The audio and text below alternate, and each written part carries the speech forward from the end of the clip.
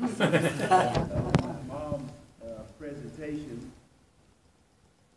She has a great presentation, and we should be grateful that God raised someone that would research and do the work, and to say to all of us how, and teach us all how quilts laid away into the Underground Railroad.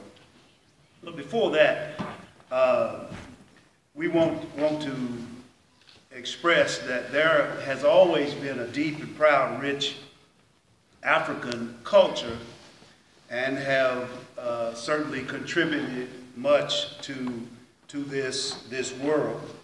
Most of the narrative that we see and learned about Africa was Tarzan of the Apes, somebody that was raised by monkeys, and a white man that became king of the jungle, and all of the black people there were his subjects, which highly offended me. I don't know how you felt about Tarzan, but I didn't think too much of it. The truth of the matter is that there are many kings and queens of Africa that are untold. Just to name a few, there was Alfonso the First.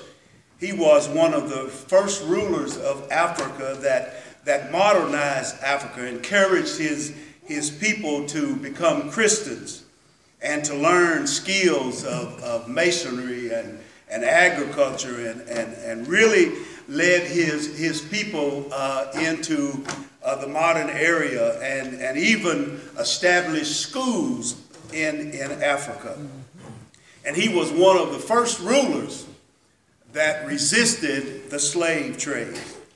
There was a ruler in Africa named Mansa Musa, who was one of the richest men in the world. They said that he was so rich that when others would trade with animals, and that was the trade of the day, bullocks and those things, but he was so rich that he almost wrecked the world market because he had so much gold, and the only people that wanted to trade was with him because he had all of the gold.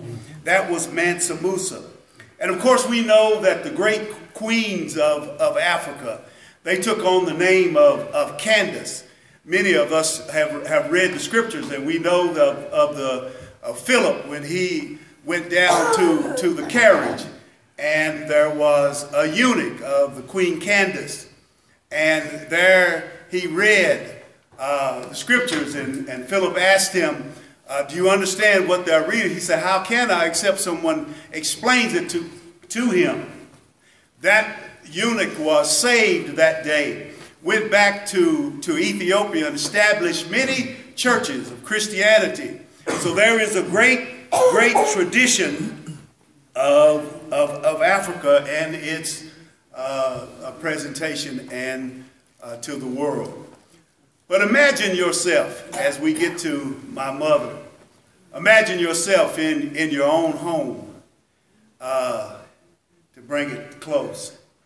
And you're drinking your coffee and you're enjoying your day, and someone grabs you, something that you already know, and takes you to another land and treats you like an animal, commodity, to work, and treated inhumane. And what led from that was many cruel things that Africans had to endure. And when they were captured in Africa, they weren't slaves. They were people who were enslaved and brought to America on ships. And in 1619, the first ones landed on this land, as we call America. And that's where it started. And if you was treated that way, wouldn't you want to escape? Yeah. Hey, I give to you my mom, Sister, Mother, Mama, Lovester Wilkins.